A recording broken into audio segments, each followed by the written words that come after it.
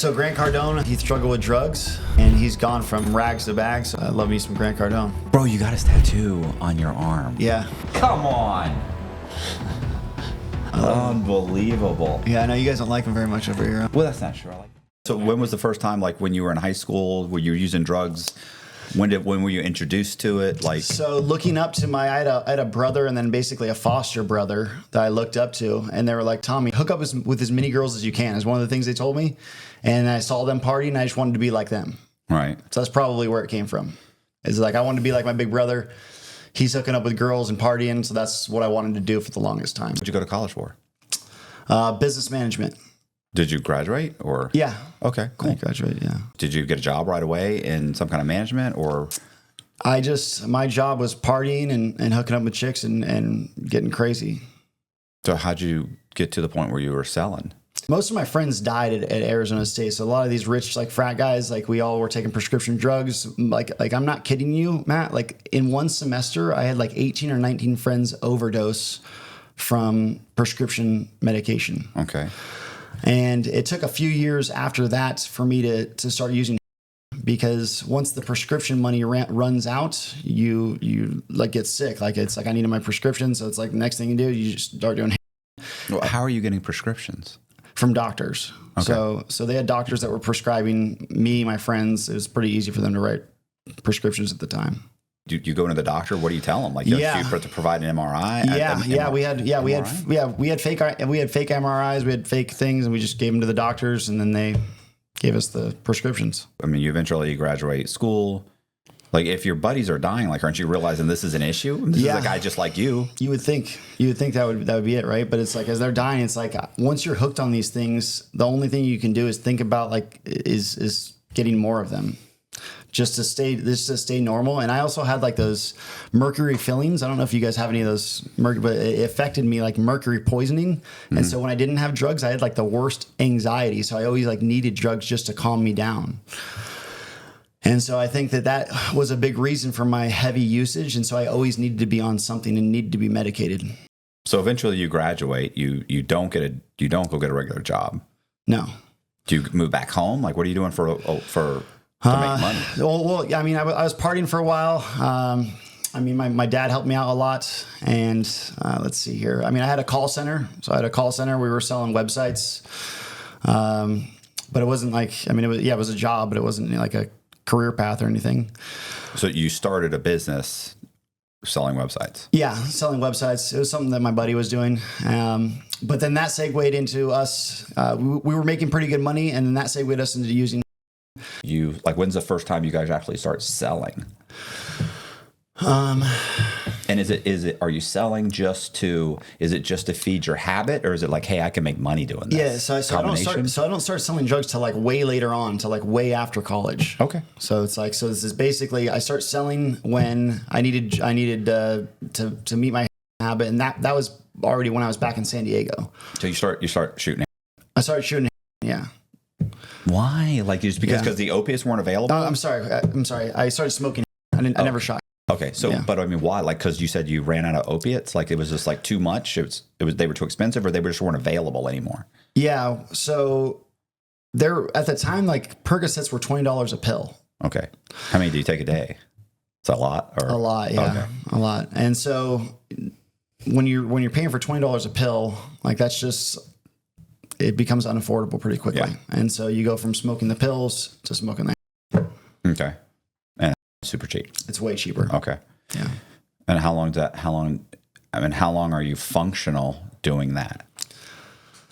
I mean, I was a functioning addict for a lot of my life, probably like 12 years. How old are you now? 36. Holy shit. Yeah. You look like you're 24. Thank you. Like 23, 24, right? I appreciate that, Matt. Right? So look, yeah, I don't know why. Like the amount of drugs I use, I should not look this. I don't know. I got really lucky, but yeah, I'm 36, and for a good 12 or 13 years of my life, I was stuck on opiates. So you're using. You're still functioning though. Yeah. What are you doing the whole time? What are you doing for money? Just various jobs? Just, or? yeah, I'm trying to even remember, Matt. Like it was, I mean, yeah, selling drugs online is definitely one of them. Okay. So on the darknet's pretty easy. You go on Tor, you get you download the Tor browser, and able to sell drugs online. So what do? You set up you become a vendor, and you list, well, like, hey, I got whatever, marijuana or whatever, this is how much the prices are. Yeah. People say, hey, send me this. They put the money on, what is it? What do they call it? That it's like an escrow account, right? Like somebody holds the money. Yeah, so it goes from Bitcoin into like an escrow, or Bitcoin or Monero. I think Monero is like the less traceable one. Okay. And then from Monero, they put it into like an escrow account, and then once they confirm delivery, then it gets released to you. And so, segueing into the drug llama, that's basically when like I started selling drugs, is because most of my life I was able to just either get close to somebody that had money or get close to somebody that had drugs. Like I didn't have to sell drugs until like way later on. And that's where the drug llama kind of came in, is I was selling drugs for her on the dark net. Okay. She had a bunch of those like strips. Who was who was she, and how'd you end up talking to her? It was this 300-pound fat chick named Melissa. And I met her from a girl that I dated. I dated this chick, Alex. She introduced me to Melissa because Melissa was the connect. Okay. And Melissa had a thing for me, and so I had a thing for her because she was the connect. And so I just ended up selling drugs for Melissa because she had the drugs. Okay. And so she's the supplier, and you're selling them all on the dark web. Yep. Okay. How does that work out? What happens there? So I think she had like a thing for me because what had happened. She's 300 pounds. She's 300 pounds, yeah. So I have to like, but she has the drugs, right? And so I kind of have to play the part. But I think since I didn't really want to hook up with her, like it got weird. So after a few months of me selling drugs for her online, she decides to just stop paying me. And I'm like, dude, why would you stop paying me? I'm like selling these for you. Are you gonna pay me?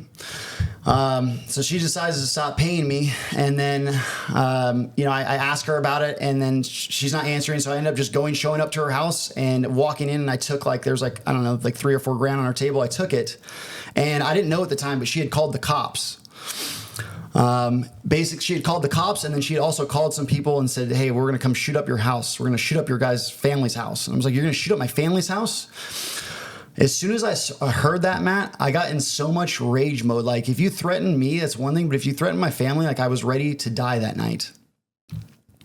But if I just back up to where I had heard that she had told two different people that she wanted me dead. And they had reached out to me like, hey, Melissa wants you dead.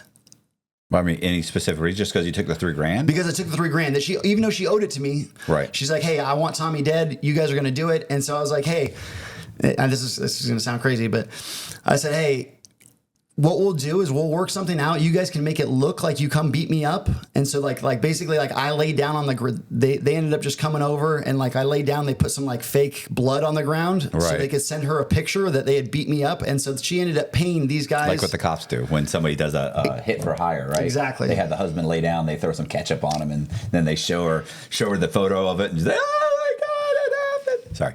Yeah.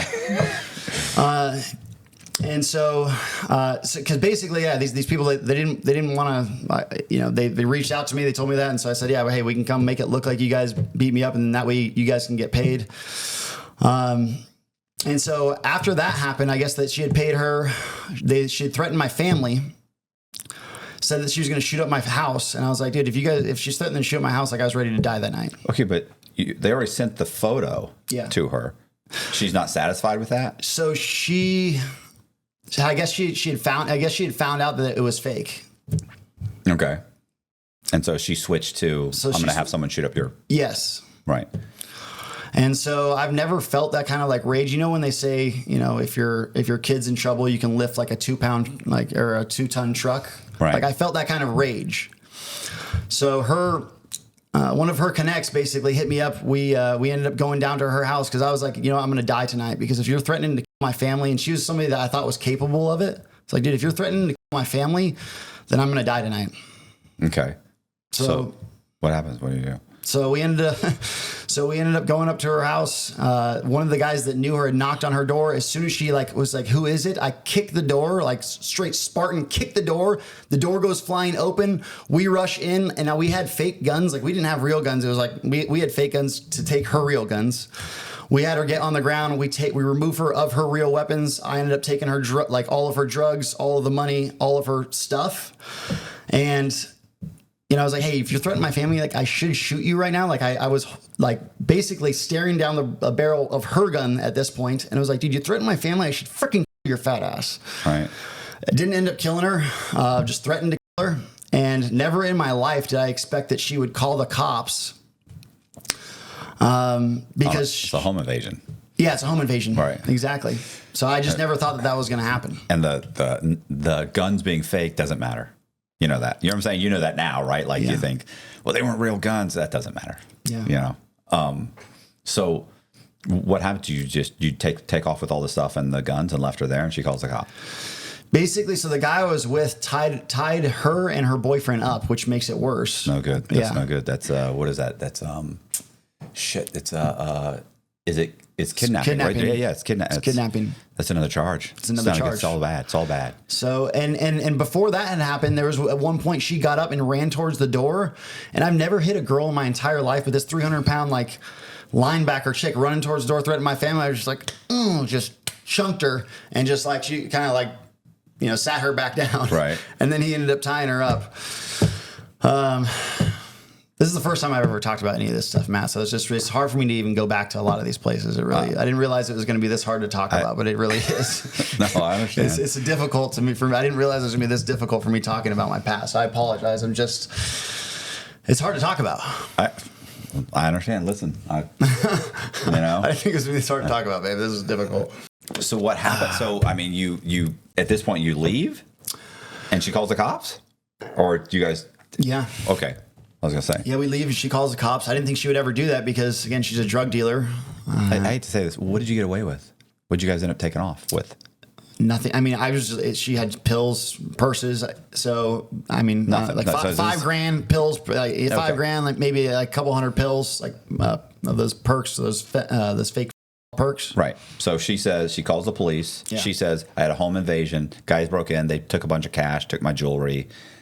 But did she say, I know the guys? Yeah. She said, I used to work with them. We used to operate a cash business together selling wigs. I don't know where she came up with that, but. Listen, that's, you have to say something. Yeah. So what happens? I mean, you go home, you guys you think you're in the clear? What? So what had happened is I had linked up a couple days later. I linked up with another guy who was a drug dealer. My whole move was just getting close to drug dealers because they had the drugs, right? This guy was a wanted felon, and so he's like, "Hey, Tommy, I need to rent a room at the Marriott, but I'm wanted. Can you help me out with that? And I'll give you free drugs." And I was like, "Yeah, By sure." this point, you're wanted too. I wasn't wanted quite yet. Oh, okay. I wasn't wanted yet, and so I was like, "Yeah, hey, no problem." And so showed up, got the room for the guy who said he was wanted. And he had a couple bricks. I think it was like a brick of meth and then a brick of coke. And unbeknownst to me, he decides later on that night that he wants the freaking Marriott's rewards points. And so he ended up going back down high as hell to put his name for the Marriott's rewards points, which triggered the Marshal Service to come knock on the freaking hotel room door. And I looked through the door, and Matt, I don't know why the hell I thought it was a good idea to open it. I thought I could explain it. I'm like, hey, it's okay. Like, I'm not, I'm not this person. I'm not this guy. Yeah. And as soon as I opened it, they stuck their foot in the door. There was another girl there that was on probation. And so they're like, oh, she's on probation. That allows us to come in. They came in, quickly found him, quickly found the drugs. But now there's a brick of, and a brick of that was in a hotel room that was in my name. Right. And so that's what they originally arrested me for. Okay. Once I got taken to jail, I'm finding out now that Melissa... Wait, he didn't immediately take responsibility for the drugs and say, hey, that's mine? I think... No, he didn't. Okay. later on, he did. I know he didn't. Yeah. You know what I'm saying? It's always like the guy that's got the gun in the car. Don't worry, if I get you pulled over and they search us, I'll take responsibility for the gun. No, you won't. Yeah. Like you're going to say, it's not my gun. It's not my car. Yeah. So Yeah. But yeah, later on he did, but at the same time they charged us separately. So I ended up, long story short, I ended up having to sign for those drugs, and so did he. So it was a screwed up situation. But you said the girl probation, the girl, you said you were starting to say something about her. They grabbed her, and she said what? So since she was like, the cop knew her, she's like, hey, you're on probation. So that gave them the rights to enter the room. All right. Because I'm like, hey, I'm not wanted or anything. Like, you guys can't come in. Like, I'm trying to not let them in the door. Right. She get arrested? No, they let everybody else go. All right. So you get taken downtown? Yeah. And this is just local cops? This is just isn't local like the feds? downtown. Well, that was U.S. Marshals, but I got taken to downtown San Diego. All right. So you didn't get processed by this wasn't federal, state? This is all state. Yeah. I never even went to prison. I was only in jail. Okay. Yeah. But originally, they told me I was facing 12 years for the GBI, assaults, armed robbery. So I'm thinking I'm going to have to do 12 years. Right. But right now, you just got locked up for the drugs. Yeah. So you don't know, when do you find out it's more than, or that, when do they put that together with the?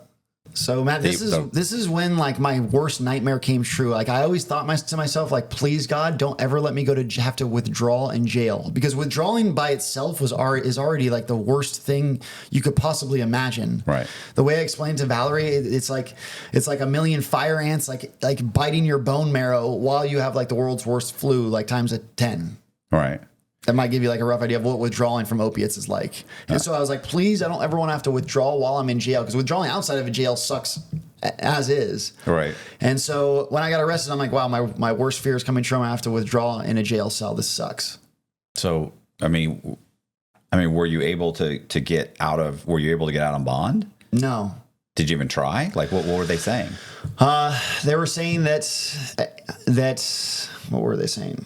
You know, Matt, like a lot of that is kind of, I don't remember a lot of it because I was, coming off of drugs. Right. So I'm not sure what they were saying, but they didn't let me out. Right. I was stuck there. Did you get a public, did you get a lawyer? Yeah, I had a lawyer. So my dad ended up hiring a lawyer. What's he saying? He's saying so by the time I saw him was like 2 weeks later, and he's telling me that I'm facing 12 years. But so by this point, at some point, you get arrested for drugs in a hotel room. Yep. At some point, somebody must have come to you and said, hey, by the way, we also have charges for a home invasion, kidnapping. Yes. Or whatever the other charge was. Yes, they did. But again, it's since I was withdrawing off that stuff, a lot of that is really blurry. So at some point, the lawyer sits down with you and says, right, you're going to do 12 years. You're doing 12 years. And my heart dropped. Like, I went to Arizona State. Like, I had a good upbringing. I did not think I was somebody that belonged in prison for the next freaking 12 years. Right. But you did commit a home invasion. Yeah, I did. I did. I was ready to die that night. I thought I was going to go kill her, or I was going to get killed. But if you threaten my family, all bets are off. Like, I'll kick down another door if somebody threatens to kill my family. Okay. So how does that play out? Like, I mean, you're looking at 12 years. Are they saying anything about, are you thinking, by this point, you're pretty clean by this point. I know it takes months, but within 5-6 days, you're at least thinking more clearly. Are you thinking, can you get me out on bond? I mean, or is that like that was off the table? Yeah, they weren't willing to do anything because it's a violent crime or something. Exactly, it's a violent crime. I like GBI, kidnapping, all the things, and then 2 pounds of drugs. Yeah. So they had 2 separate cases, both. Yeah, I mean, I don't know what it is in that state. Like, every state's different. People don't realize this. They'll go in the comments and say that doesn't happen. Blah blah. It's like, wait, yeah, but you were arrested in a state. We're talking about something that's federal. Or we're in Florida. You're in, what I'm saying, you're in New York. Like, you don't, what I'm saying. They're all different. So in Florida, like, if it's a violent crime, you're probably not getting bond. Like, they got no sense of humor about it. But if you were in New York, they'd be like, it's not a big deal. Yeah, so, they are not okay with the violent crimes. All right. Yeah. So you don't get out. So are you thinking, I'm going to go to trial? No, I'm thinking I'm screwed. No, because I mean, they had a bunch of evidence. I mean, I never thought that she was going to tell. And so since she was telling all, I'm thinking I'm screwed. Okay. I literally had a lawyer when I was talking to him about fighting it, he's like, well, you did it. I'm like, did you really just say that to me? I'm like, my lawyer told me, he's like, well, you did it. I'm like, thanks. Well, I mean, it makes sense. Like, he's like, you can't go to trial. Like, people always ask me, like, did you go to trial? I'm like, I can't go to trial. I'm guilty. Like, if you're guilty and you go to trial, like, you're just done, If you're innocent, you go to trial, you got about an 80% chance of being found guilty. So So what are they trying to do? Negotiate? Like, hey, he's a drug addict. He didn't know. She had threatened his. Like, did you eventually explain the whole situation, or are you saying I didn't do anything? I'm not saying anything. He's basically just seeing what kind of like deals he can get me. And before any of that happened, what's crazy is there was a newspaper that came in that was talking about the drug llama getting screwed for her killing a baby.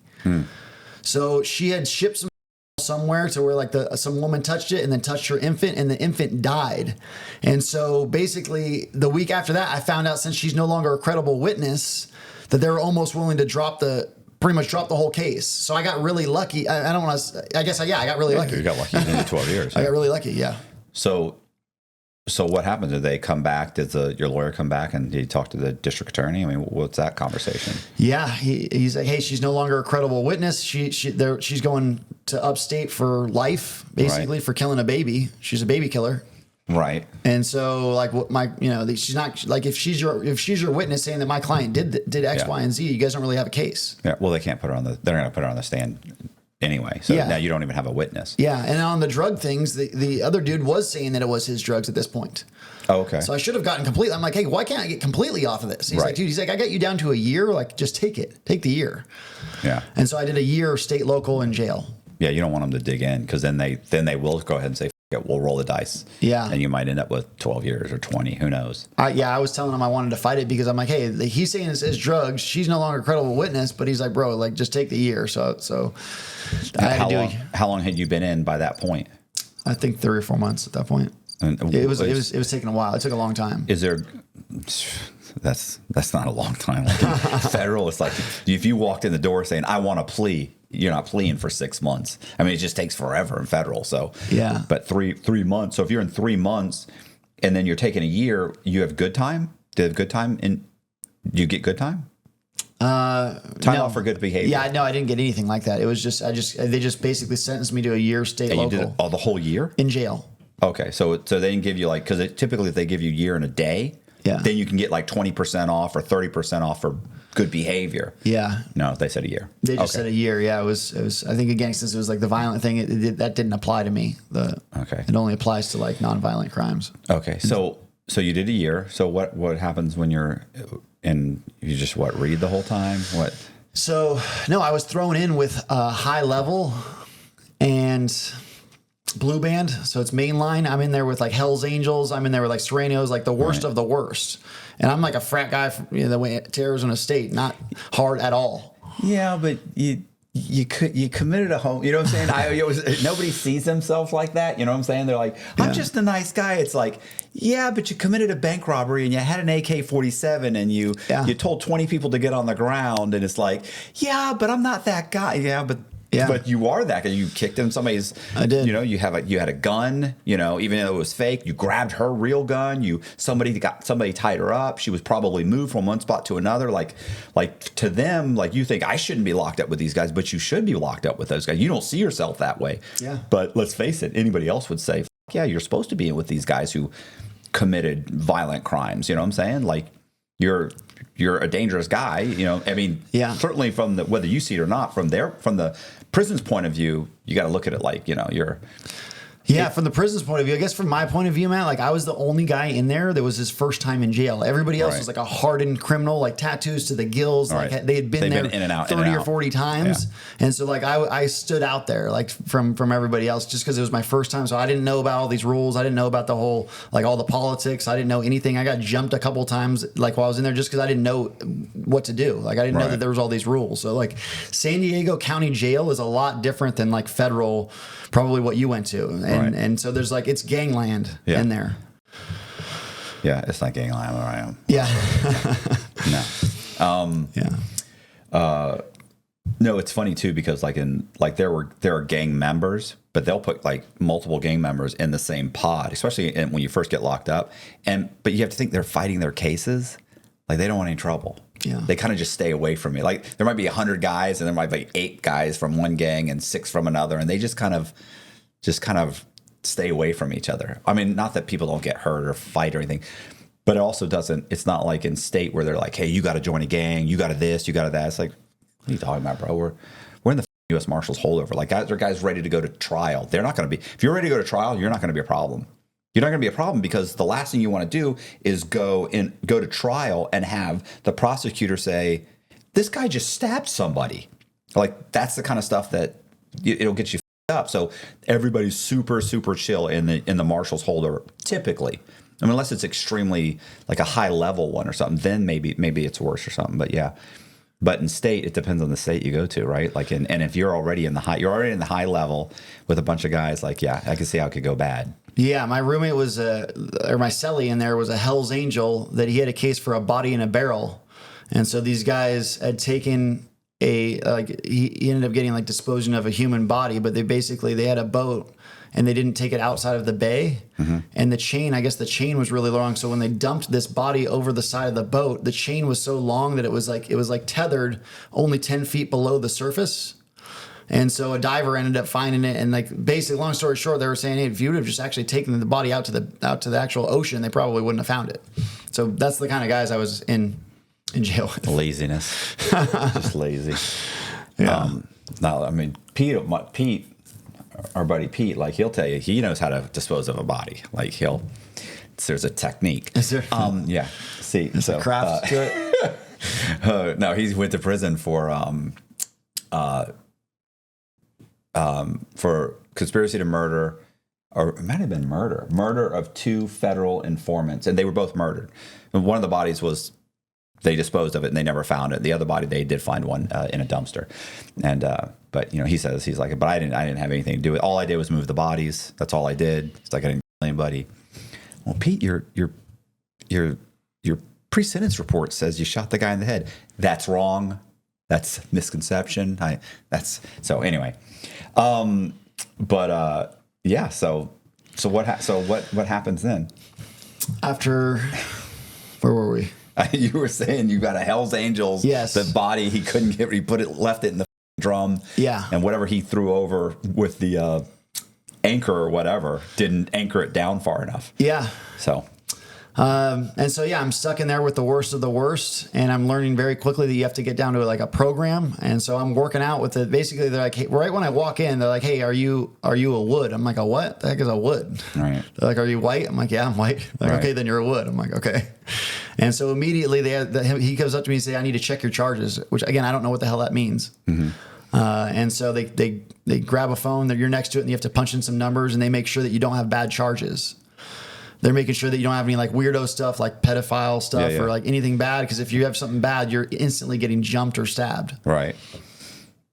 So you didn't have paperwork? They just check your phone? They just check the phone. Because how do they know by the phone? Are like sex not allowed to use the phone? No, you could call and you press a certain button and it would to check your charges and it'll say what you're in there for. It'll list it off. And so they have the guy who has the keys has another guy and he's on the phone. Wow, that would never fly in federal. Like they do everything to keep you from knowing your charges there. Oh yeah, no, it's night and day. I don't know. I haven't been to federal, but from what I've heard, it's a totally different world. There's not politicking. There's not like a lot of it depends on the level. Like I was at a medium and a low. So yeah.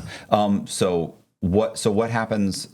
So you're trying to program, you're trying to get down. So what? You're trying to get out of this unit? Well, I'm not trying to do anything. I'm just trying to survive. I'm just trying to live there. I'm stuck there for the time being, right? And so I'm just trying to get in as much as possible without not causing any issues, without not getting beat up. Right. And so I'm in there with Hell's Angel and another guy named Tuna, and Tuna was in there for murder. And so every day we're waking up, they're like, wood pile up, you're up at a certain time, you're doing workouts at a certain time, like you're eating at a certain time. You can't even you have to sit down to pee, which was new to me. I don't know if they do that in the feds too. It's like you're required to sit down to pee. Yeah. And so there's all these little rules that I'm learning that I need to abide by just to not get jumped. I was going to say my buddy Turk, who was talking about one time he had gone and he had just like, there was a line to get like something and he's like, and they were slow to get like fill up your juice or something, right? And there's a line, he's like, and guys are doing down here, and he's like, but there's a whole there's a 6-foot gap, nobody's using it. So he walks over and fills it up.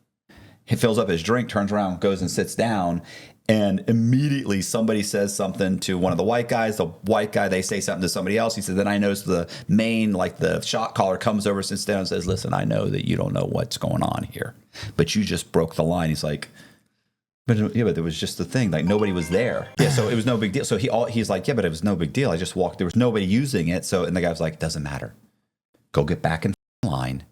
You walk the whole time. You wait the whole time. You go through your. He's like, otherwise, it's a problem with the black guys. Then they said, he's like, then we got to beat your ass. He's like, I don't want to have to beat your ass, bro. Yeah. It's like this is like, it's stupid. It's like, yeah, but these are the rules. It is, yeah. So yeah, I got checked. They said I walked through the tables, so there's certain tables you can't even walk through. And so since I cut through the tables, I had to do like 123 burpees. Right. Okay. So there's a bunch of little like disciplinary things. Like anytime you break like a rule, there's either burpees or you're getting jumped by your own people. All right. So this is all new to me, but yeah. Right. So, I mean, what happens? Anything else happen, or you just eventually it just burns, the time burns off? And yeah, eventually I just get into the program. And so what I found was just by like having a disciplinary program every day, I'm waking up, I'm doing the workouts, cleaning the cell, reading the book, and just trying to live by a program that, a year ended up burning off. What is relatively easily. What do you mean? What is the program? Program. So you're running a program every day, because I feel like if you don't have something to do every day, you kind of lose your mind. Right. So it's like you're waking up early in the morning. Oh, so it's just a routine. You yeah, do routine. A routine. Yeah, routine. Okay. You're cleaning the cell, doing the workouts, right? Reading the book, and then you're going to, chow. Okay. So yeah. So what? So eventually you get out, and when was that? About 4.5 years ago. 4.5 years ago. Where do you go when you leave? Did they send you to a halfway house? No, my dad picked me up.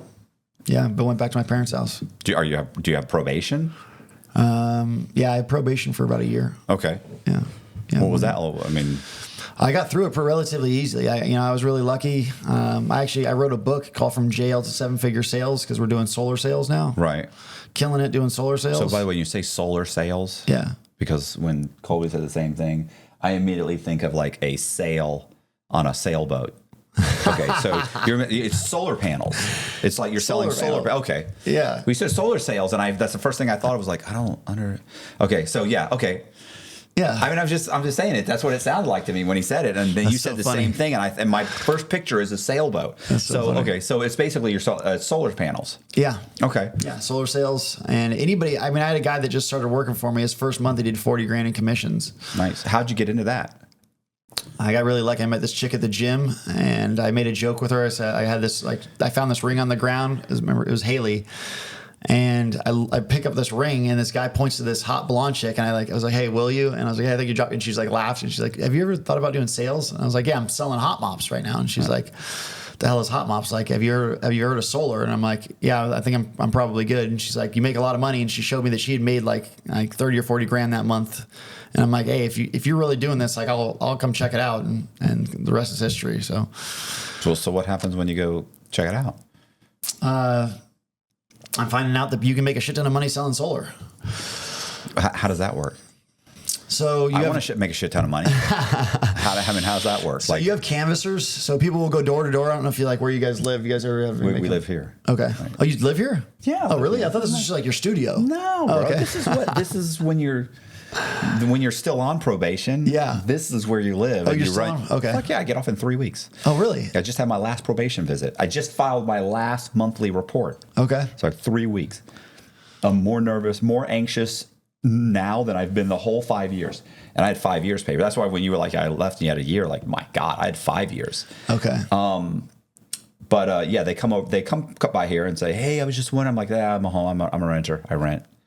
So what happened? You got canvassers. That's what they do. They knock on the doors and say, hey. Exactly. Are you the homeowner? If you're the renter, then they're just going to go to the next door. Yeah. Hey, are you the homeowner? If you are, hey, right now you're paying a bunch of money to the utility company. We want to use that same money and put it towards like the solar on the roof. We pay for installation. And basically I just show them a program where it's like, if you guys are paying $200 a month for your utility bill, we're going to give you the solar for $150.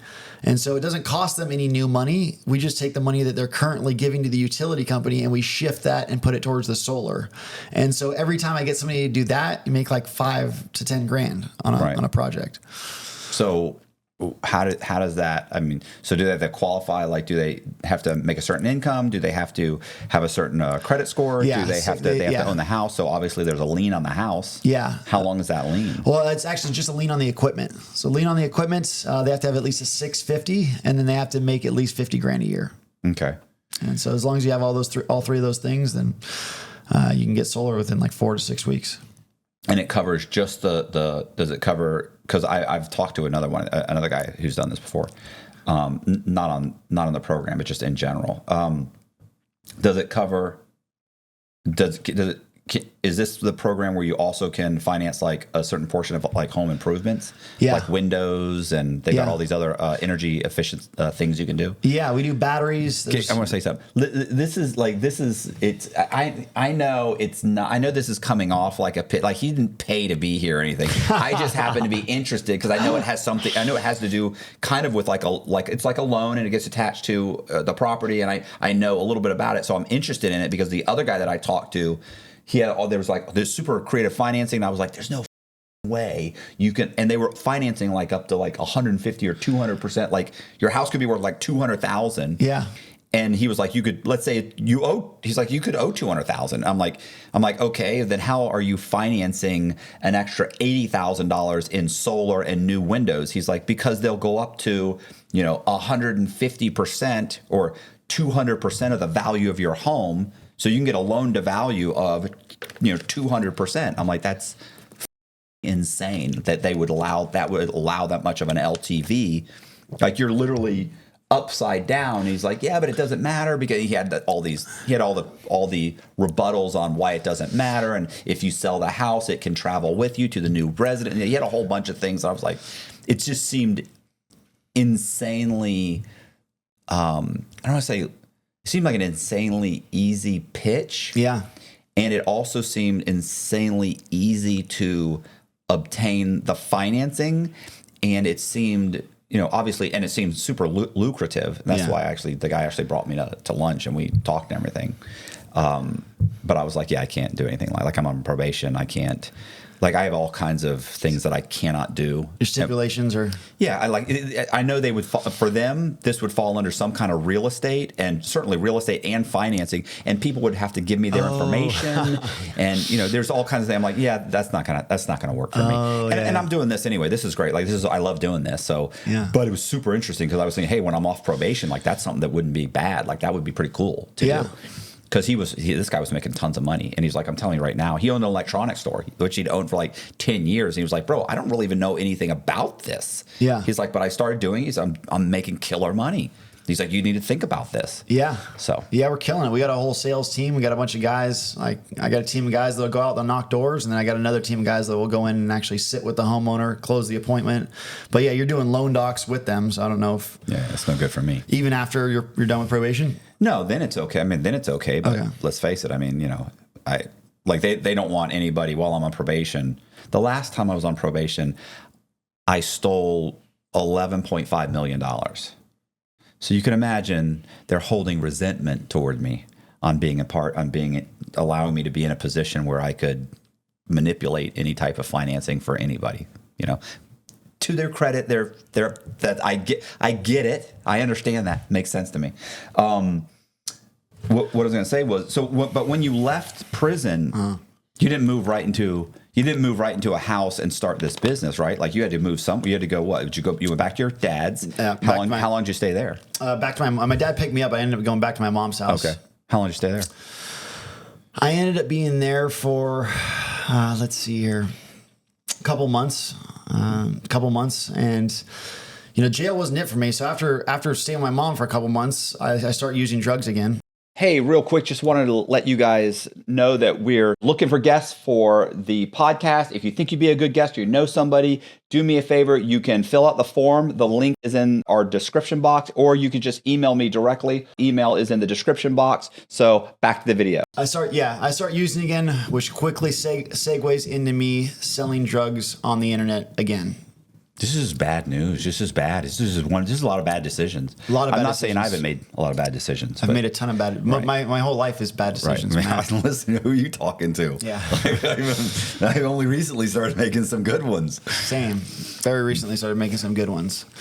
Started selling drugs online again. And I had a couple packages that got stopped that I had sent out to another country. And I don't know if you guys have ever like experimented with like psilocybin or like magic mushrooms. I've only heard. I don't no. But I swear I ate a really high dose of magic mushrooms, and I shit you not, Matt, I saw the future. I saw myself getting dragged into prison again, getting in trouble for selling drugs online. Right. And that day, I went and went to the dumpster, threw out like my phones, threw out everything, and just was like, hey, I told Valerie, I'm like, hey, I'm gonna get a job like tomorrow because I'm screwed. I'm going to go to prison if I keep screwing up like this. But I feel like the mushrooms saved my ass. Right. Because, I mean, I don't know if they really were on me, but it certainly felt like they were just because I had a couple packages that went missing. Right. And the next day I did end up getting a job selling hot mops. Hot mop. You guys know what that is? What is a hot mop? It's a hot mop. You guys have never seen so shower pans? Every time there's a tile shower, they're porous. And so underneath that, this is something I learned because I'm selling the hot mops, right? But you take a mop and you put it into hot tar, and then you mop it to waterproof it before you put down the tile, which it pays like shit. It was a shitty job, but it was just something to where I was like doing something honest. Right.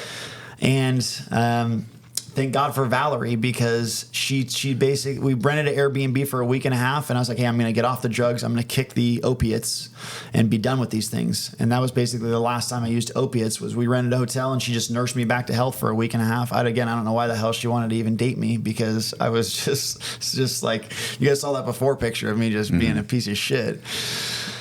And so I got really lucky. She nursed me back to health, and then ended up getting a job with the hot mops, which segued into the solar sales. And I mean, last month I did like 70 grand in commissions in solar sales. Nice. So, and I got a book out. It's called From Jail to 7-Figure Sales. Right. And we had met with, I don't know if you guys know Ryan Garcia. That's the boxer. Yeah. Yeah, we had Jacob's got like a 5-minute interview. We're at the gym. I got to interview him the other day. That's why I got the camera guy now, and we're just posting about guys that come from nothing, guys that come from being in jail, guys that come from just being on the ground, getting beat up in jail and withdrawing to now killing it in sales, interviewing Ryan Garcia, and just doing the most. What's the guy we did? I can't believe I can't. He said such a good story too. The guy who did the phone. He does the phone sales. You're supposed to know this stuff. I don't. I'm not 55 years old. Yeah. He met his wife. He met his wife. She was a CO. Yeah. She was a CO. So he goes to prison. Was it drugs? I think so. Let me see. He goes to prison.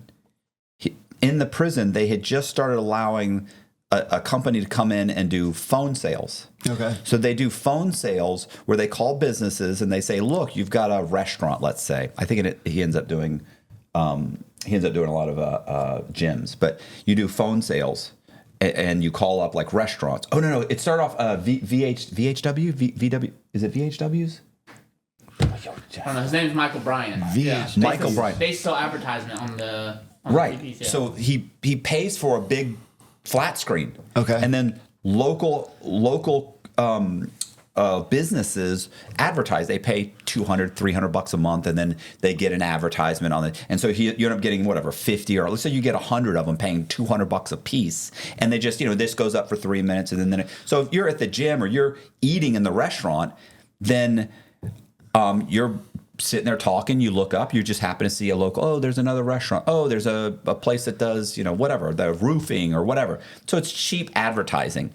But what he does is he says, look, you're the restaurant, we'll pay you this money, whatever, $500, $1,000 to have the TV.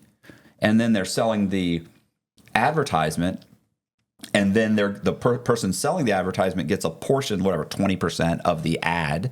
So it dwindles down a little bit, but in the end, he's making a couple thousand per TV a month, right? So these guys are selling advertisement to locals. They're getting the TVs put up, the whole thing. And so they target an area, they start putting them up. He eventually So he's doing that in prison. And he's like, and I got really good at it. So he's in a state prison. And when they first come in, they're like, yeah, you get this much. If you sell more than this much, they keep bumping up your commission. What was he making? 10, 20,000. He's making like, I'm probably wrong. Let's say 5 to 10,000 a month. Something outrageous. In prison. In prison. Keep in mind, the prison's taking a chunk of it.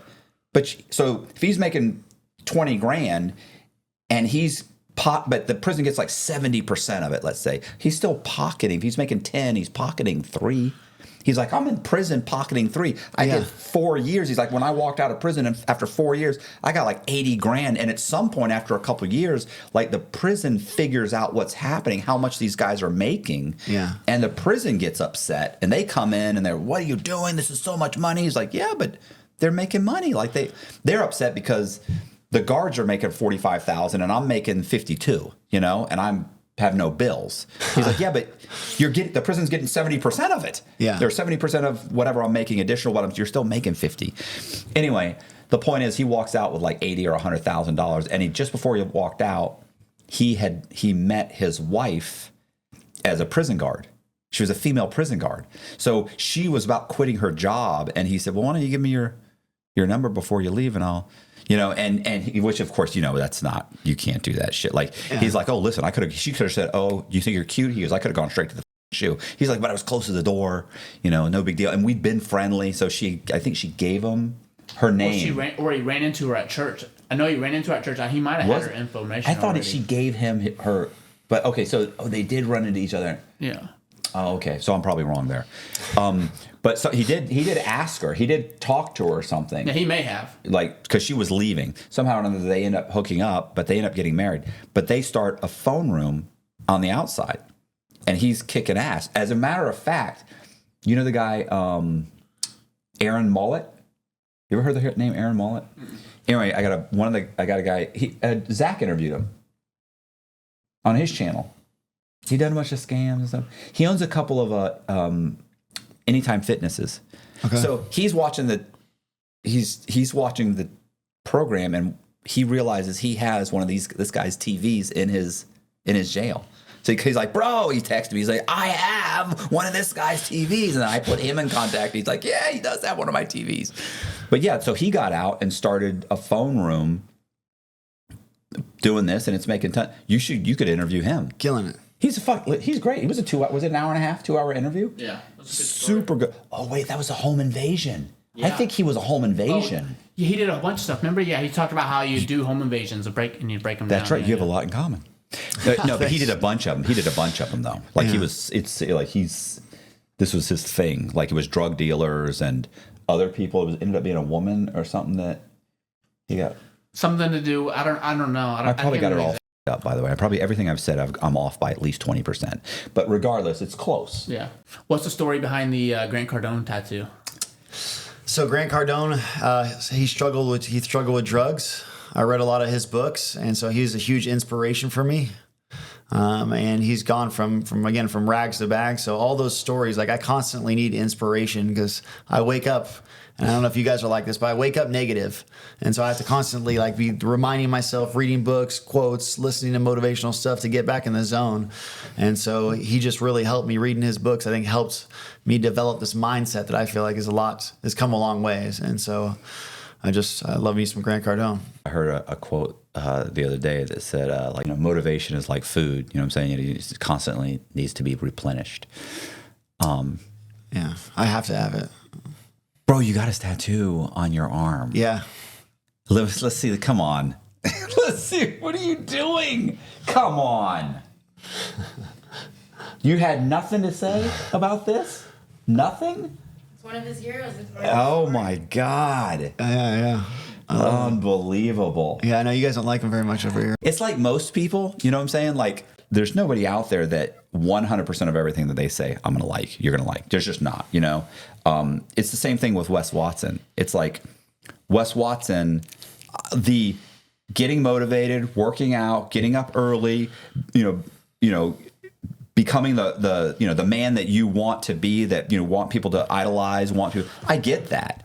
it's the like absolutely, I hear you, bro. Like, I'm not gonna blame anybody for. I had somebody the other day who I sent out like little 4th of July TikToks. Right, it was like some guy, they were singing a song. It was a bunch of country music. No, it was a bunch of veterans singing like a super like 4th of July song, and somebody came back and he said, "Bro, after what the United States did to you, I can't believe that you would.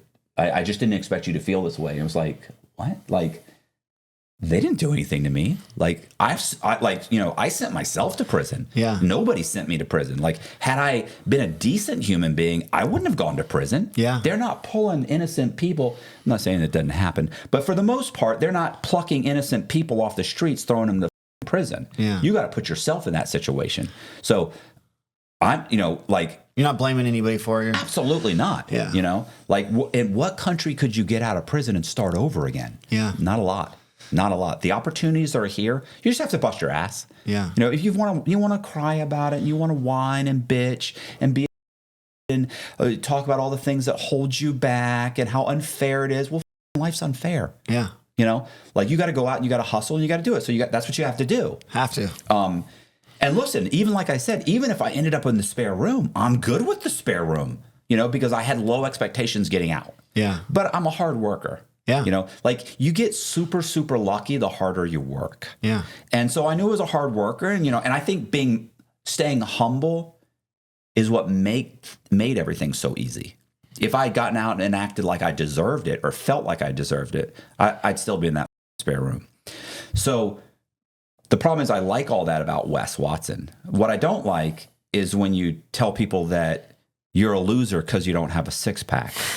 You're a loser because you make less than, this is Grant Cardone. If you make less than $400,000, you're a loser. Really? I'm a loser because I make less than $400,000? So the guy that drives the truck that delivers the food to the grocery store, he's a loser? The guy that puts that on the shelf, he's a loser? The guy that manages the Walmart where you shop, he's a loser? Like, you're telling me that the guy that works at a coal mine is a loser? Like, the guy that allows you to talk shit is a loser? Like, you need to think about what you're saying. You just said that all of the middle class, the unsung heroes of this country, are all losers. That's a piece of shit thing to say, Yeah. So but other things I've heard him say where I'm like, I like that. Like, I can pick out some stuff. Like, that's a pretty good one. I like that. Yeah. Same thing with Wes Watson. I like this. Andrew Tate. Yeah. 90% of what he says, I like. Yeah. But hey, I should be able to have 15 wives if I can afford them. Like, come on, bro. Hey, I should, there's a lot of stuff that he says is like, stop. Like, it's enough. All right. Like, I get it. You want to motivate, you should work out, you should be a good guy, you should work hard, you should provide, you should open doors, you should pay for your wife's meal, like, or your girlfriend or whoever. Like, I understand all that. I believe all that. But, I should be able to have as many women as I can afford. It's like, yeah, come on. I mean, I kind of have some Christian values here. Like, let's be reasonable. Like, that's probably not a sustainable business model or economic model or civilization model. So everybody's got like drastically different views, and so all that should matter to you, Matt. Is like what Matt thinks. It's like if that's what you believe, that's good. It's like, I don't worry about what the other guys like. Well, you have to pluck out what works for you. Yeah. I only listen to the good stuff. It's like everybody says I've said a lot of dumb shit that like I was like later on I'm like, damn, I really said that. So it's like everybody has their moments, but I only focus on like the good things. I don't really worry about like I don't get into like if they're saying stuff about like any of that stuff you brought up. I don't really like worry about it. Right.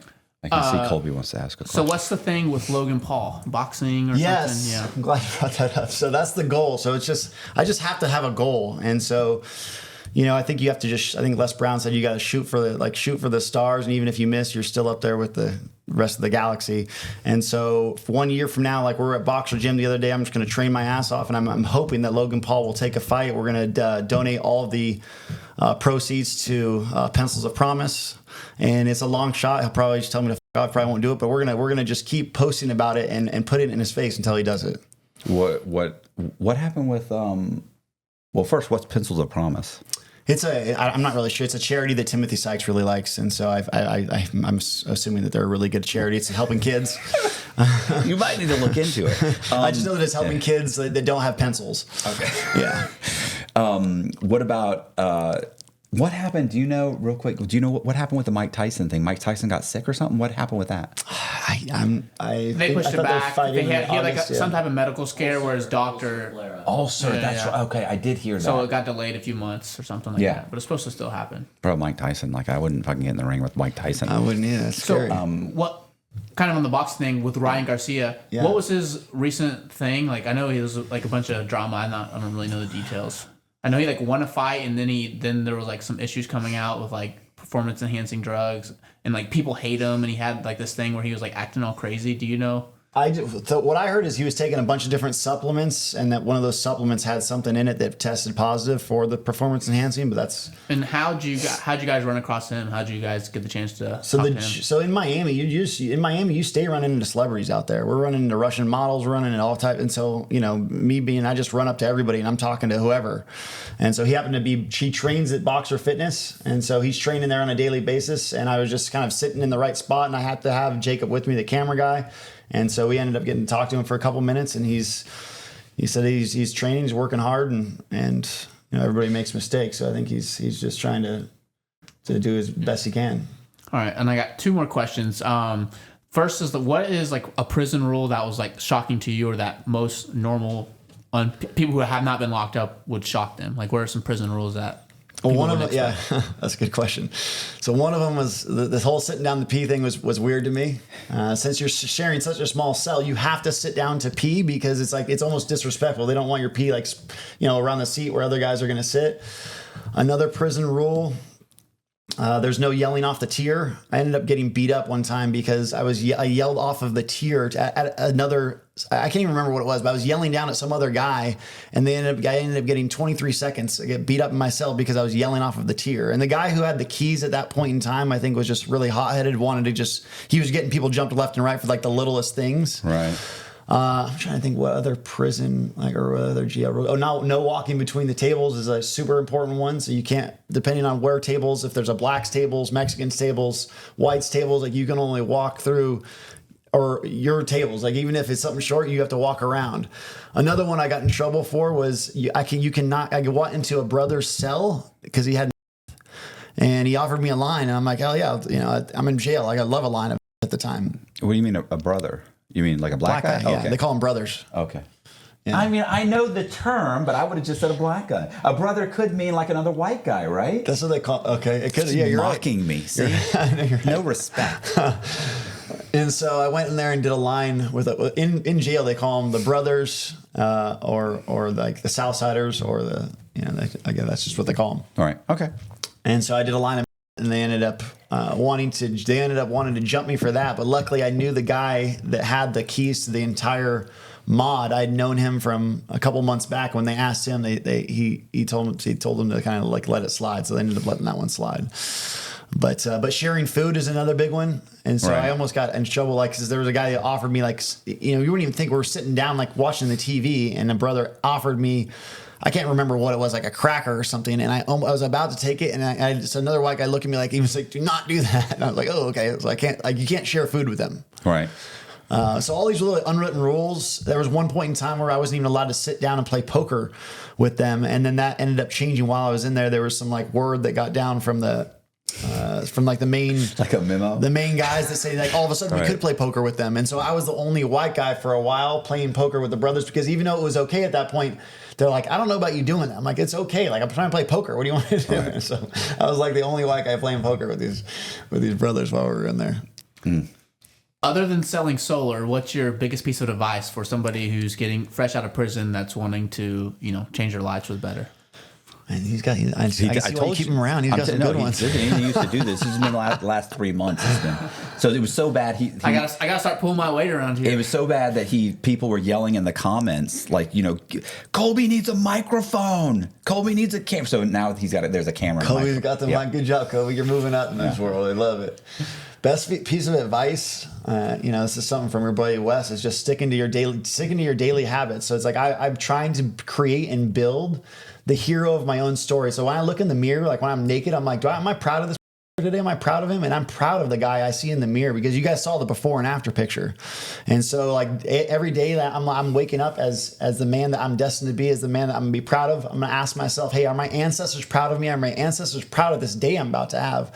I think us as a society, since there's no longer like an initiation for all tribes people, like Indians people from ages 13 to 14, they had like an initiation where they had to go out in the woods. They had to smoke this. I don't know if you guys have heard of like bufo. It's oliveris. It's off the back of frogs. I recently did it in Tulum. You guys never heard of that? No. Oh my gosh. No, we're from Florida. So that's something the bufo is something that the Indians, again, this ancient plant medicine, it's a teacher, right? The ayahuasca, I don't know if you guys heard of ayahuasca, ibogaine, bufo oliveris, but they're all teachers that Indians have been using for thousands of years, and the Indians used to give it to their kids in order to become men. And I swear to God, man, I smoked this stuff and I went straight back to God. I went straight back to source. I left my body, and I'm no longer me. Like my soul left its body for a good 30 minutes. Valerie was standing outside of the teepee, hearing me like just trip out. And you just go back to source. So wherever we are before we're born, wherever we are after we die, you go there for like 30 minutes, and you I swear, you meet one with the creator. That's what this tattoo is. I don't know if you guys can see that, but it's literally a frog's face. And I feel like that's like, I know people really think it's crazy, but I feel like that's the face of God, because this stuff comes on the back of frogs. I had a buddy, Matt, the guy I was telling you who made 40 grand, his name is Matt as well. His brother Dan was in the feds. And there's he was in Arizona. There's a certain time of year that these toads come out in droves. Like their streets are covered with toads. Like you're running over toads. And on the back of these toads, the prisoners found out you can dry this stuff and smoke it and go to this like escape to this place. And so you got all these prisoners getting high off the toads certain times a year at the feds. And this is in Phoenix. Do you have life insurance on him? Like, I mean, how are you not stopping him from doing these things? Like, are you thinking that if it goes wrong, yeah, I got a $200,000 life insurance policy. So I was gonna say masculine. What's mask? Oh, there's something that Indians smoke. Mescaline? No, not mescaline. You're not talking about mescaline? What is it? What is that? Indian? It was peyote. Peyote. Okay, well, what's mescaline? I don't know. I mean, it's some kind of. I don't think Indians. I don't think it's Stop. What is it, Jess? Okay. I got another question. Another tattoo question. Yeah. So what's the story? So people may not be able to read that on the camera. Probably can't. It says it's my Instagram. It says whatever it takes, Tommy, because I'm willing to do whatever it takes, baby. Any more tattoos that have any interesting stories behind them? I mean, this is one for your guys' boy Grant. Money follows attention, and so I'm finding out that you got to be a little crazy. Ryan Garcia is a little bit crazy, but he's making it because he stands out. So it's like I might not be all the way there. I think part of me died, part of all the drugs, like it kind of fucked me up. So I do have like my crazy moments, but money does follow attention. So that's why like I'm willing to hire the full-time camera kid who's now like my really good friend, and taking him everywhere just because we're trying to make it. We don't know exactly how, but we're calling out Logan Paul for the kids, and we're going to make it somehow because I'm not giving up, baby. So I have a question. So are you with Wes Watson? Are you like in his workout? What type of program? Yeah, so I've known Wes, and I don't really like talking about other people, But I'm just curious. Yeah, you can say. Yeah, but I'm more curious about the program. Like, what is it? So I've known him since high school. I've known the kid. I mean, he's from Vista.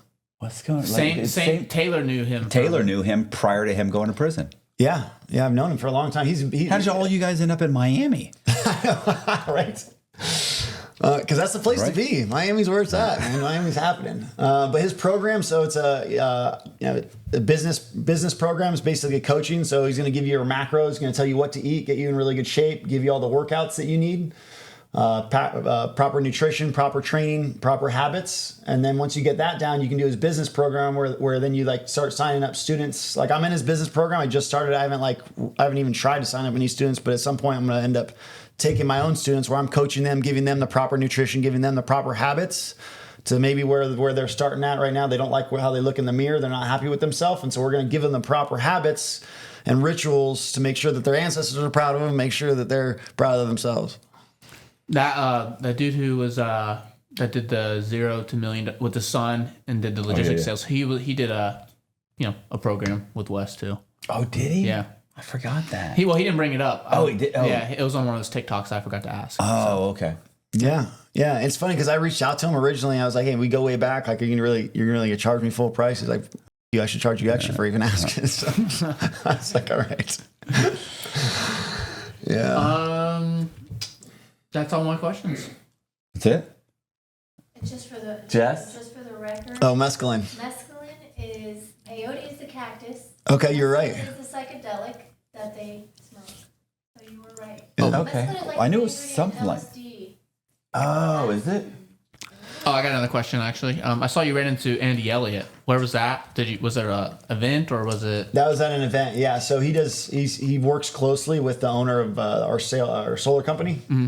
And so, he had an event there that's business sales. Yeah, So, he's now he's like entrepreneur, sales guy, sales trainer. He like trains mostly like car sales, but he's like a big influencer and stuff. But he has a little bit of a true crime past, which isn't touched much on, which would be cool to interview him. We tried to get somebody talk to us about like kind of the inner workings, but he worked at a dealership, and then I don't know all the details, but people went to prison, and it's part of the story.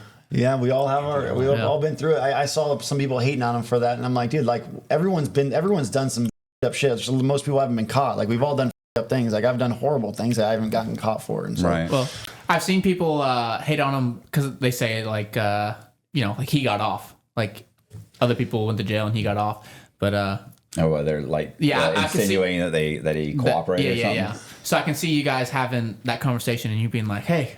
Yeah, I hear you, bro. I'm not going to prison. You up too. Wait, you said between you two? Wait, no, I'm saying like if Matt and Andy had a conversation. I was having a conversation, he's like, yeah, so I got caught and they were asking me questions and I did tell them that. I'd be like, yeah, I hear you, bro. Oh, you cooperated? Oh, yeah. Oh my God. Going to prison for a bunch of no, absolutely not. Yeah. No. And everybody had already cooperated. Here's the thing. The first time I got arrested, this is what's so funny is that first time I got arrested, my lawyer told me the FBI thinks that you're running a mill. All your brokers are committing fraud. He's like, you haven't been indicted. Now they're looking at you, but they haven't indicted you yet. He's like, go grab 10 files, 20 files of the most egregious files from your brokers. Bring them in. I'll sit you down with the FBI. You can explain what happened. He's like, now they're going to get indicted. He's like, but I can keep you from being indicted at all. It's called pretrial intervention. He's like, because there was no dollar loss. Like I didn't lost any money. They're like, so you're giving them real cases. And I went, no, I'm not going to do that, bro. I'm not going to snitch on nobody. I'll just take the whatever they give me 3 years. You're saying you give me 3 years probation. I'll do it. Listen, bro, if I knew then what I know now, I would have backed my truck up and taken all the file cabinets with these guys watching me. I would have had them help me load the shit on there. Because the moment I got in trouble, they all cooperated. Yeah. Everybody cooperated. Yeah. And when I was on the run, they cooperated. And when I got caught, when I got caught cooperated. Everybody I knew cooperated. And I went, what am I doing? And then I got 26 years and everybody say I made you $500,000. You never went to jail. But if I called you on the phone, click. The moment they heard that I was calling, click, they're telling other people, oh, I want to talk to him. I want to talk to him. I got guys that are mad at me right now who never went to prison, who should, literally, my second-hand man, literally doesn't want to talk to me because I got questioned by the FBI and I don't want to have anything to do with it. You made $500,000 to $1 million. Your investors made millions. None of you went to prison. But you hate me. They don't even hate me because I cooperated, because they all cooperated. They hate me because they were even questioned. You committed fraud. You all committed the same fraud I was committing. Like I realized after all that went down the first time and then everybody was cooperating, I realized right then, I want to cut every head clean off their body to get out of this place. I don't give a. I'm not doing 26 years so you can run around and talk shit about me. No, you're done. Yeah. And that's not, and then all these guys, it's like, well, that's not part of the street code. And you didn't say, I didn't sign up for nothing. Yeah. I didn't take any oath. I didn't promise anybody. I didn't say I'm a part of it. I'm not a street code guy. I fill out paperwork. Yeah. I filled out some paperwork. We should have taken that 26 years and spread it around. You can do 2. He can do 6. You can do 4. Let's spread this around. We'll all do a little bit of time, get out and start over. It'll be fine. Yeah, and in the feds, they don't, because like in jail, they'll sue you for doing that. But in feds, you're fine. They don't do that. It depends. Okay. Technically, if you ask anybody, most people in the feds, they'll tell you, if they're bullshitting, they're going to tell you, oh, yeah, you'll get up. I went to a meeting where guys are getting stabbed. They're constantly getting stabbed. There's riots. They're locking down. It's just like what you think a prison is. Yeah. 90% of those guys cooperated. Yeah. So. If you do the number, but let me tell you, 100% of them are lying. 100% of them will tell you, snitches, that. But the truth is, none of them want to show you their pre-sentence report. None of them want to show you let you order their transcripts from sentencing. None of them. The truth is if you do the numbers, it's like 87% of drug crimes cooperate. Yeah. You know, it's like 75% of white collar crimes. It's like bank robbers are really low. Almost nobody cooperates in bank robberies because maybe 10%, because 10 or 20%, because there's nobody. It's usually one guy. You know what I'm saying? Or if we get caught, it's me and you got caught together. Like, what are we going to do? We both got caught in the car with the money. You know, there's nobody to cooperate against. Sex almost never cooperate because they don't know anybody. They don't know anybody's names or anything. They get caught with a bunch of pictures and they go to jail and there's nobody to fucking tell on. So they're the more gangster than anybody. You know, you start adding it all up and you realize that you're all cooperating, but nobody's saying anything, but everybody's lying about it. And then when you find out about it, you know what they do? They say, no, but you don't understand. My cousin, it's always, you always have an excuse on why you cooperated. But when somebody said, you know, oh, bro, you cooperated. Yeah, I did. You want to know why? I don't want to go to prison. And I would rather live free being called a rat for the rest of my life than have to do 26 years for a bunch of pieces of shit. I'm good with walking around being called a rat. I'm free. It's been nothing but upside for me. Yeah. I'm supposed to be in prison right now. You're out. So I mean, I'm good. And I got people in the comment sections like, oh, you rap. Yeah. Watch the video. Yeah. Share it.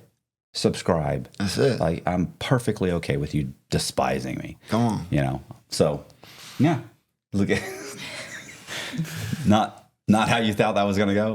Yeah, but hey, you know, at least you're putting it on the table, man. It takes a lot of balls to be honest about that kind of thing. Listen, you know? most people just aren't. They just lie about it. They wouldn't say anything about it. Yeah. That's ballsy. So. Yeah, Matt, when Matt first got out, he went on a show like Big Herc, fresh out of You know prison. who Big Herc is? They do, yeah. Yeah. So, yeah. I tell the whole story, right? I'm telling the story, blah, blah, blah. And then I explained to him. And he had told me, by the way, before I did this show, I said, hey, do you know my story? Because I thought I'd seen one of his videos and he was talking about like, yeah, I don't interview rats. I don't interview snitches. And so then when he contacted me, I went, bro, do you know my story? Yeah, bro, I think you'd be great for the show.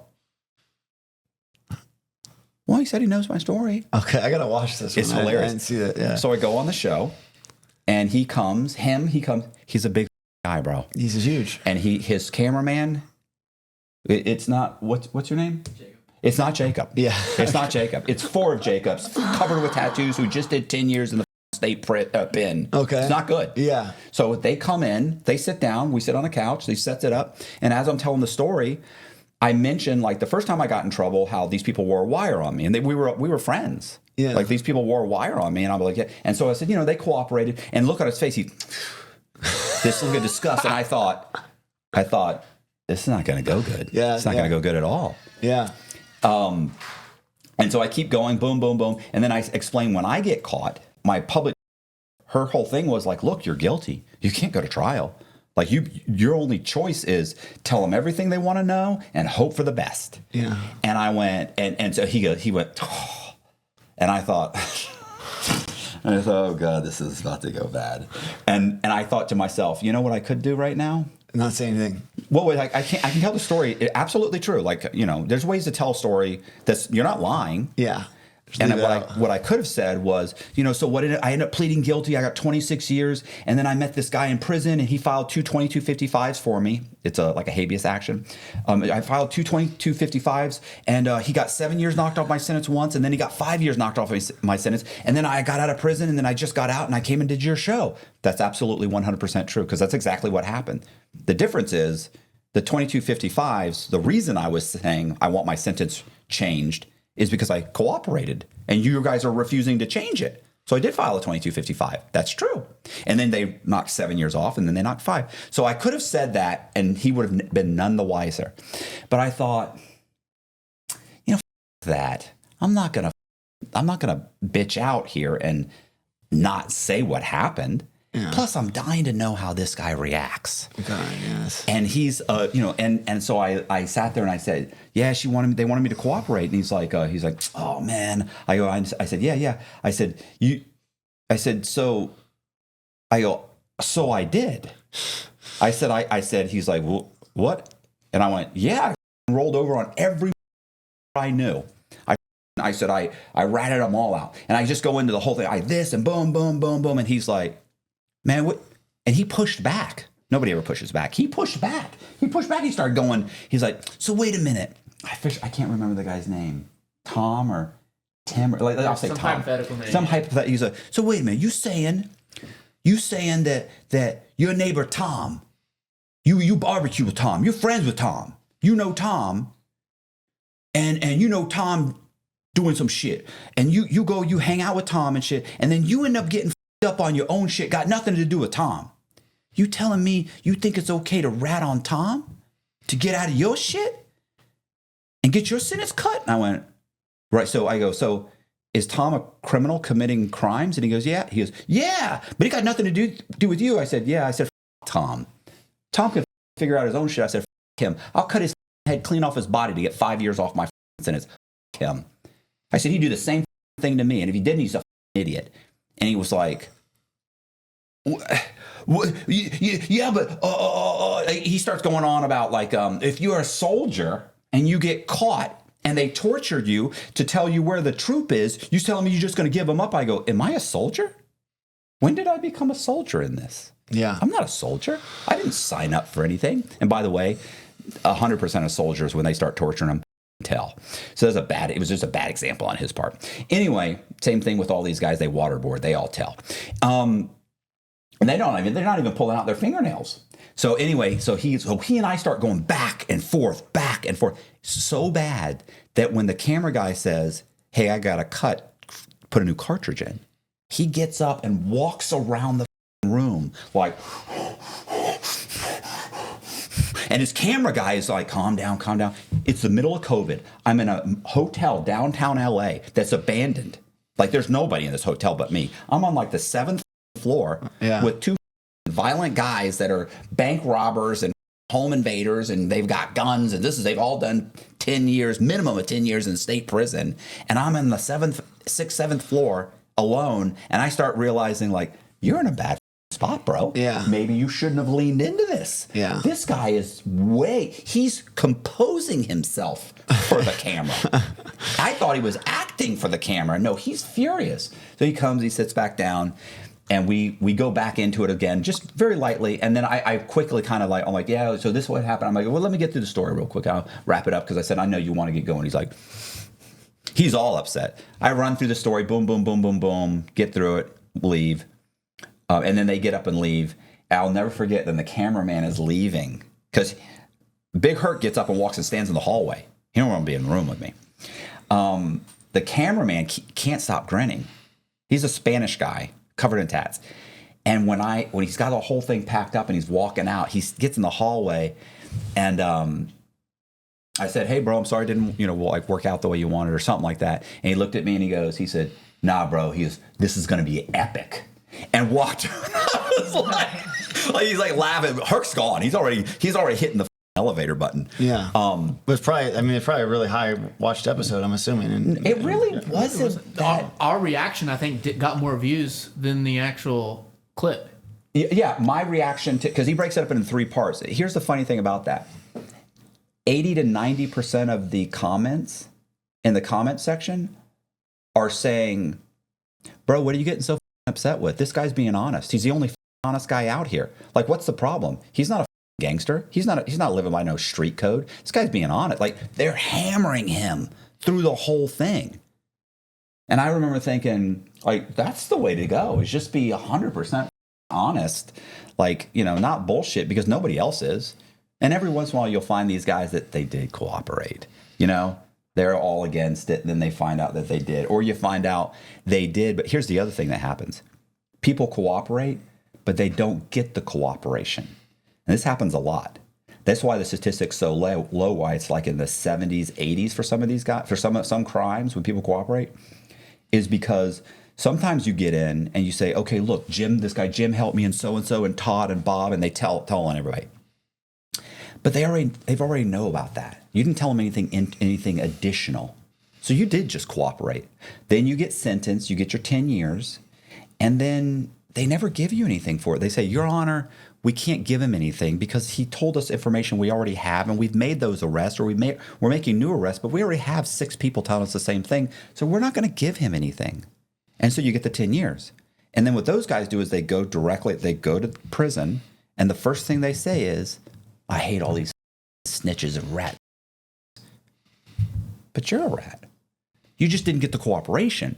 So your paperwork's clean. Do you see what I mean? And so they don't say anything. And so, like, even the guys who didn't get cooperation, almost all of them cooperated. The only guys that you ever really know for sure didn't cooperate, guys that went to trial. I remember being locked up one time. Some guy had mentioned something about cooperation. There's 150 guys in each unit, 151, 180. And I remember the guy, he had stopped me and we were talking, and I went, and there was like 6 or 7 guys actually around. This guy had mentioned it to me. And I went, because I'd gone back to court, got 7 years knocked off my sentence. And of course, I'm explaining it. The reason I got 7 years knocked off my sentence was I had been interviewed by Dateline and American Greed. I wrote an ethics and fraud course for the government. They asked me to write an ethics and fraud course to help train the nation's mortgage brokers, because they have to take, every mortgage broker or loan officer has to take 8 or 9 hours of continuing ed, 3 hours on ethics and fraud. I wrote that course. So they ended up reducing my sentence for that. So when I first come back, guys are like, he got a sentence cut, but here's why. And it's true. It wasn't for cooperation. Not that I didn't try, but I didn't get anything for that. I got it for the other stuff. So what's funny is these guys are asking me about it. There's, like I said, 6 or 7 guys standing there. And they were like, man, how many people you think cooperate, Cox? And I went, I think probably 95% of everybody in this place cooperated. And they were like, shit. They're all like, shit. I go, well, let's do the math. I said, right now, there's 150 guys in the unit. I said, I said, the only guys we really know didn't cooperate. I said, if 95% did, then I said, out of 150 guys, then there's like 15 guys that didn't. There's like 15 guys that didn't. Or I'm sorry, there's like seven guys that didn't cooperate out of the whole unit. I said, and we already know that there's 5 guys in the unit that went to trial. Well, about 5 or 6. So I said, let's say 6. I said, so out of 7 guys, 6 we know who they are already. So that means we're down to basically like 1 guy in the unit that didn't cooperate. And there's 7 guys in front of me. I go, and I'll bet you guys are that 1 guy, right? Let's do the math. Like, you can't be. You guys didn't go to trial.